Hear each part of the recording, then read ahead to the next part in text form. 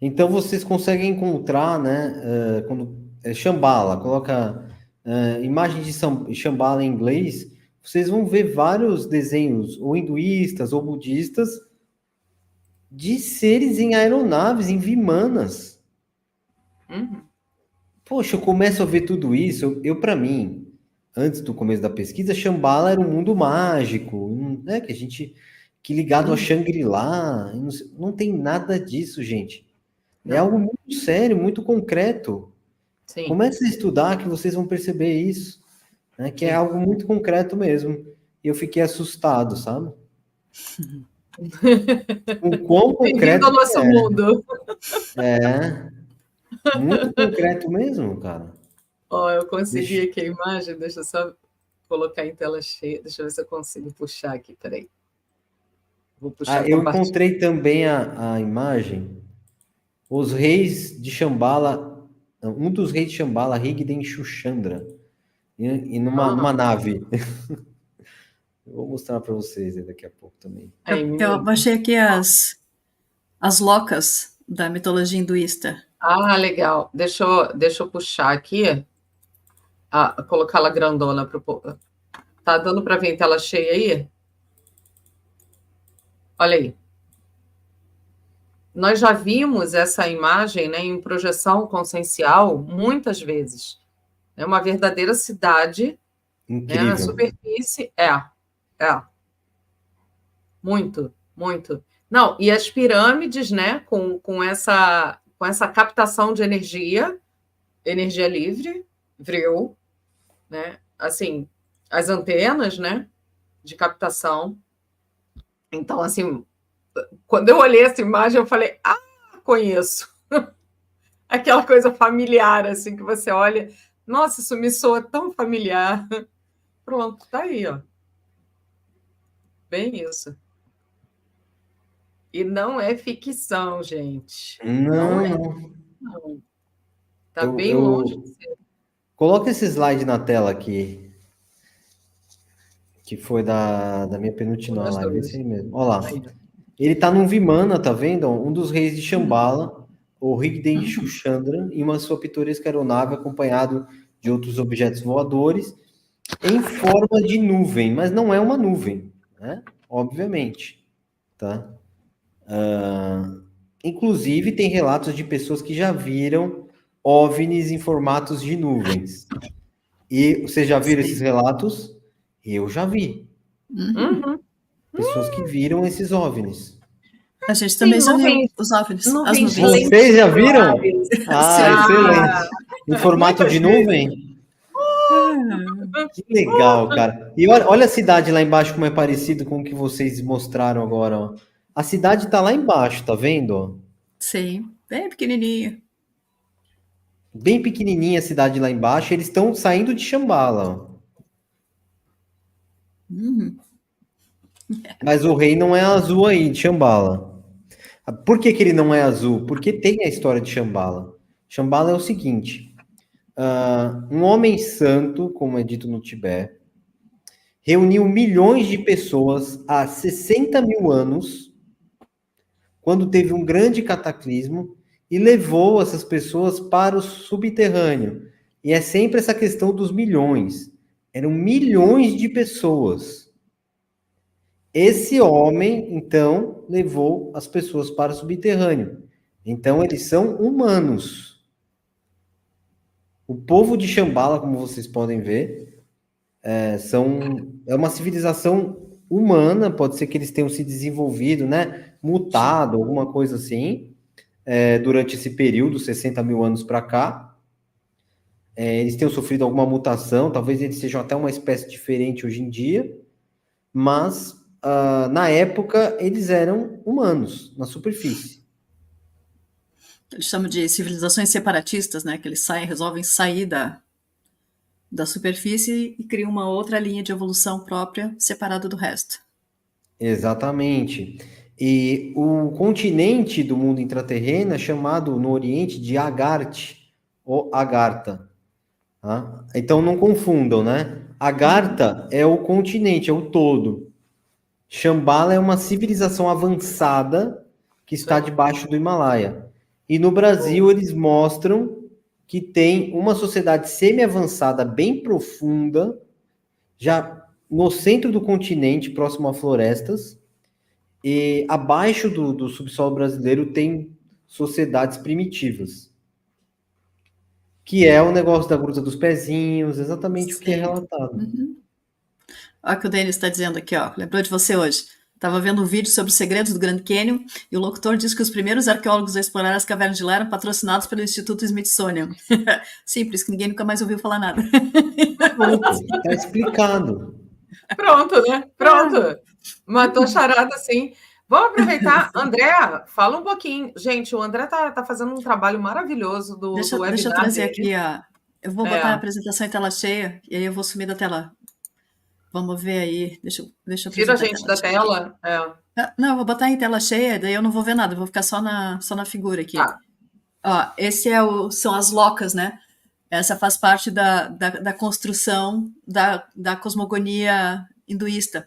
O Monte Meru no Polo Norte. Monte Meru no Polo Norte. Não no Kailash. A terra é plana, olha aqui, né? E são vários círculos, vários planos, Sim. né? Planos, exatamente. Que são as diferentes locas, né? E que são as diferentes formas de manifestação. Então, são 7 superiores, 7 inferiores. Fantástico. Normalmente. Nossa, quem que fez esse desenho? Maravilhoso, né? Fantástico, maravilhoso. Cara, o que eu vou falar disso? Fantástico. Isso aí é a primeira vez que eu vi isso. Mando sim. Manda, por favor. A primeira vez que eu vi esse material, agora eu consegui sair da tela cheia sem tirar da tela cheia, vai entender. A primeira vez que eu vi esse desenho foi num evento que eu fui com o pessoal da Michelle Vernet, que ela fez um evento aqui em Viamão, e foi um mestre budista falando sobre a cosmogonia. E é interessante que eles dizem que o sânscrito é a língua original. Tem aquela briga de qual é a primeira língua, né? O sumério ou o sânscrito. Mas é o sânscrito, né? E eles dizem que sânscrito é a língua dos deuses, tá? E essa é a história dos deuses. E é muito interessante as formas de manifestação. É muito interessante. E é uma coisa assim que rompe totalmente com a nossa cultura tradicional judaico-cristã, mas que no fundo tem coisas muito parecidas, tá? E outro dia eu estava pensando assim, que a gente tem aqui a manifestação de Jesus, do Cristo, como sendo, né, o grande marco, né, ocidental, né, judaico-cristã, como trazendo essa mensagem de esperança e tudo, o grande mestre, o grande avatar, mas quando a gente vê a mensagem que ele trouxe, não é diferente da mensagem de Krishna, não é diferente da mensagem de Buda, tá? De outros grandes avatares, né? E outros tantos menos conhecidos por civilizações mais locais e que talvez tenham desaparecido. Se a gente vai ver, os aborígenes australianos também têm essa figura mítica. Os deuses civilizadores também aparecem em todos eles. Então parece que é como se houvesse a manifestação. Eu já estava viajando aqui enquanto fazia faxina. Né? Quando eu digo que eu entro em estado meditativo quando eu vou limpar a casa, pensando que assim, que talvez essa nossa linha temporal, que um apareceu antes, outro apareceu depois, na verdade, talvez tenham sido assim, avatares que apareceram em momentos muito parecidos na evolução da humanidade mais recente, para trazer a mensagem e ficar cada um conhecendo o seu povo. Teve Mitra, teve tantos outros, né, em outros tempos também, trazendo a mesma informação, né, dentro daquilo, da capacidade de percepção daquele povo específico, e por isso que a gente vai achar diferenças. Mas quando a gente pega essa coisa do... teve um nascimento marcado pelo aparecimento de uma estrela, nasceu a partir de uma virgem, teve 12 apóstolos, começou a pregar, pregou por 3 anos. Gente, é muita história parecida, né, para muitos avatares, digamos assim, né, marcantes na história das religiões e na história da própria humanidade. Então, eu fico assim... Será que a gente não está vendo a mesma história contada com versões diferentes? É tipo o filme contado por Hollywood e o filme contado por Bollywood. A mesma história, mas com uma roupagem um pouquinho diferente. É viagem, toda tá dizendo que é viagem. Sara, muitas pessoas... Olha aí a Sara. Então, muitas pessoas, gente, se vocês... É o que falo, olha só. O campo mórfico, tá? O campo informacional, o akasha... Quando a gente fala do akáshico, ele está aberto. E com essas energias todas que estão chegando para a gente, tá um rombo. tá? Esse acesso tá muito, muito, muito fácil da gente fazer. Então, muitas pessoas vão começar a ter visões até muito mais claras, muito mais nítidas, né, conscienciais de tudo isso que a gente, porque nós já vivenciamos, então tá na nossa bibliotecazinha casca, gente. Então, assim, não duvidem dos insights de vocês, mais uma vez, não duvidem dessas intuições, de tudo isso que a gente tem de campo informacional, tá? Porque, sim, isso ficou latente muito tempo, mas está aí, ó, está muito nítido e está vindo à tona. Então, essa familiaridade, quando a gente mostra esses desenhos, a Anne trouxe esse maravilhoso, né, agora da Intraterra, e faz um sentido muito grande, como o André fala, faz isso, buf, é isso, sabe? Você A olha, verdade toca o coração. Exatamente, André, tá aqui, ó, gente, sente com isso aqui, né? Tá aqui, ó, 60 vezes mais poderoso do que isso aqui, ó. Ó, o magnético aqui, ó, o coração. Então é isso, né? É bem por aí. Traz aí o André está com um trabalho maravilhoso, gente. Antes que esqueça de falar que ele vai fazer um webinar agora, né? E sobre Intraterra, com um estudo aí vasto pra caramba. Quem não conhece a revista Enigmas, a gente aconselha a conhecer, porque assim, um material maravilhoso do André de pesquisa, de estudo, de fundamento. A gente utiliza muito, inclusive, vamos dizer que no Proibidão a gente citou, viu, seu André de Pierre. Tô sabendo. Tem bibliografia de senhor André de Pierre lá no Proibidão. Muito então, assim, bom, muito obrigado, André, pela tua pesquisa. Porque, gente, é isso. E o André é um estudioso com embasamento, do jeito que a gente gosta, né? Porque, assim, questionar não é apenas você chegar no achismo e falar que, por que isso, por que aquilo, como a gente vê muitas pessoas discursando, a gente precisa ter um certo embasamento para aquilo tudo que a gente fala, até para não ficar uma coisa muito, muito solta. E é muito importante, né, como o trabalho do André, que já vem desenvolvendo isso há muitos anos, chegar hoje e ele chegar a essas conclusões todas, como a gente fica empolgada, né, de ver o André falando de reptiliano, pô, falar, yes! Né? Pô, obrigado pelas palavras mesmo. E obrigado por citar, né, a fonte. Pô, isso é demais. Né, que é o Monte Hermon.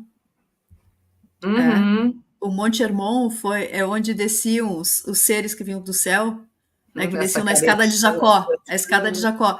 E eles desciam no Monte Hermon e tinham acesso aonde? Ao Sheol. Eles desciam para o Sheol que está debaixo do Monte Hermon. E o Sheol, quando a gente fala do Sheol, o Sheol liga-se a uma coisa muito... E o Monte Meron? Monte Meron. Já ouviram falar o Monte Meron? Não, Meron não. Não. Já ouviram falar do Rabino Yohai, que suposto autor do Zohar? Já ouviram? Dele sim, do Zohar sim. Então. Não. Sim. O Yohai, ele, para fugir dos romanos, ele ficou muitos anos numa caverna no Monte Meron. E foi lá que ele encontrou Elias, que não morreu, na caverna do Monte Meron. Coloquem aí, vocês vão ver lá na Monte Meron, vocês vão encontrar o monte. Vou dar uma olhadinha. Daí que sai a cabala, meus amigos. Sim. Do Monte Meron. Agora eu vou dizer uma coisa ainda mais bizarra. O Monte Meru, na verdade, se chama Monte Sumeru. Sumeru. Sumeru, ó, coloca aí na Wikipédia, Sumérios, né? Você entra lá e vê qual que é a pronúncia correta de Sumérios, Sumeru. Sumeru, é isso aí. Mas, na verdade, Sumeru era um nome que os acadianos chamavam um povo. Que cada vez mais eu tenho certeza que os sumérios nada mais eram do que os próprios Anunnaki. A gente falou disso no Proibidão. Eu já estou assim muito próximo dessa certeza. Eu não gosto de, né? Eu também não tenho compromisso com o erro. Mas assim, porque eles se chamavam com outro nome, não era sumério, né? Era Ugsangigá. Sumeru era o nome que os acadianos davam para eles. Será que é por causa do conhecimento que vinha do Monte Sumeru que eles tinham? Então você pensa, Deuses indianos, Vishnu, Brahma, Shiva e todos, 33 milhões de deuses indianos do Monte Sumeru. Daí tem uns deuses lá no Iraque, qual que é o nome deles? Sumeru. Estão conseguindo entender? Pode ser uma vertente, né? Porque quando a gente fala de Anunnaki, a gente trouxe uma live aqui super polêmica sobre isso. O que nós temos de visão não é em específico uma raça só. Não, né? não é uma Aí raça. a coisa ainda fica. Exatamente. O erro tá tem aí de muitos interpretação. autores. Exatamente isso. Tá um Então a erro. gente puxa por aí. É aquele negócio: pega o fiozinho de cabelo, vem a peruca, né? A Anne. André quer responder, porque aqui, ó, é a Anne que está fazendo uma pergunta aqui, ó. Tudo que vocês estão narrando tem como provar? Tem. Tem como provar. Tem que fazer uma expedição. Porque evidência nós estamos mostrando em abundância para você começar a estudar. Evidência tem abundância. Sim. Agora, para provar, você vai ter que se aventurar. E eu gosto de fazer uma perguntinha, porque, sim, aqui a gente gosta de espetar. Vamos lá. Evidência é diferente de prova, tá, gente? Exatamente. E outra coisa, vamos lá. O que nós estudamos na escola como teoria de Darwin? A teoria de Darwin, ela é colocada como verdade absoluta, né? E é teoria. Quando a gente fala de teoria dentro da metodologia científica, teoria não é fato comprovado. E nós somos ensinados, não é nem ensinado, não. A gente é formatado. Para receber isso aí como sendo uma verdade absoluta e inquestionável. E aí, gente, vamos lá. A formatação é tão pesada que vocês chegam a duvidar. Aqui é aquele negócio. Nós trazemos, somos questionadores, já nascemos assim, que não é com defeitinho, é com fio desencapado. Então, a gente sempre pergunta tudo, a gente sempre questiona. E o que a gente traz aqui são aquelas coisas que nós acreditamos. O André, no caso, é um historiador, pesquisa pra caramba, né? Então, assim, tem embasamento, né? Agora, o que a gente não pode fazer e o que a gente não faz aqui no canal, como Anne e eu, e nós falamos muito isso, a gente faz canalização, sim, a gente faz essas viagens conscienciais, só que não é verdade absoluta. Cada um que tire a sua conclusão, que tire a sua prova, e que sinta com o seu coraçãozinho e com a sua intuição a sua verdade. A verdade é uma coisa única e exclusiva de cada um. Então, aqui nós não estamos aqui para impor nada e nem para levar bandeira de nada, nós só estamos aqui para passar informação, para compartilhar informação com vocês e fazer com que vocês se questionem e vocês tirem as suas próprias conclusões, porque esse é o nosso intuito, com amor, com carinho, né, com atenção, com cuidado. Então, é aquilo que nós acreditamos e que ressoa para nós, mas não necessariamente também pode ser tido como verdade absoluta, e como o André falou, daqui a algum tempo, se a gente estiver errado, não tem problema nenhum da gente chegar aqui e falar: olha, gente, aquilo lá não estava certo, estava errado. Porque ninguém aqui está impondo verdade absoluta. Então, isso serve para vocês também, para que vocês confiem mais em vocês. Isso é muito importante, principalmente no momento que a gente está vivendo de muita desinformação, de muito desencontro aí com relação a todas essas pregações de nova era. Então, assim, tomem cuidado, sintam com o coração de vocês, e sim, a gente está trazendo isso aqui com amor, com carinho, com pesquisa, sim, com embasamento, mas cada um tira a sua conclusão. E é isso aqui. É isso, é colaborativismo, tá? Não é imposição. Uhum. Dini, o que tu acha daquela fadinha musculosa ali, com perninha de barata? Pois é. Pois é, né? Petrópolis. É um insetoide. Não era assim, não. Tinha uma... não foi isso que a gente viu. É um insetoide, mas ó, a Anne Balocchini, ela tá falando, se vocês conseguem provar por projeção astral, vocês já provaram. Vocês já foram, né? Já viram. Por projeção a gente vai, mas talvez ela queira provas concretas. Mas lembrar assim que o que a gente vê no dimensional não necessariamente existe no concreto, porque ele também está em outro plano. A gente já teve em lugares físicos, né, em projeção, com lugares que a gente identificava como físicos, e via pessoas, inclusive seres humanos lá embaixo, tá? Numa condição não muito boa, diga-se de passagem, tá? E a gente já foi em outros lugares em que a gente se deparava com seres que eram diáfanos, né? Telos é assim. Telos, eles estão numa dimensão acima da nossa. Então, inclusive talvez a gente não tenha, não tenha um concreto real. Mas o que não falta é acessos, histórias de pessoas que viram coisas, pessoas que ficaram perdidas e voltaram 20 anos depois com a mesma cara que estavam antes, em que parecia que tinha entrado num portal dimensional de tempo, inclusive, que o tempo não passava. Histórias de crianças que foram encontradas, umas crianças que tinham a pele engraçadamente verde e foram recolhidas numa vila e lá ficaram. Histórias existem muitas. E a gente pode partir daquele princípio assim, onde há fumaça há fogo. Tá? Onde tem muita história, significa que os mecanismos de controle não estão dando conta de esconder tudo. Então, acaba acontecendo esses vazamentos. E aí, obviamente, né, toda lenda tem um fundo de verdade. Sim, e como ele estava falando das nossas projeções, algumas aqui no físico, sim, algumas OPS, né, não vou falar nem o nome completo, que foram deflagradas dias depois do que nós presenciamos e, bem, enfim, algumas coisas sim, algumas coisas aqui na superfície, outras não. Outras no etérico mesmo. Sim.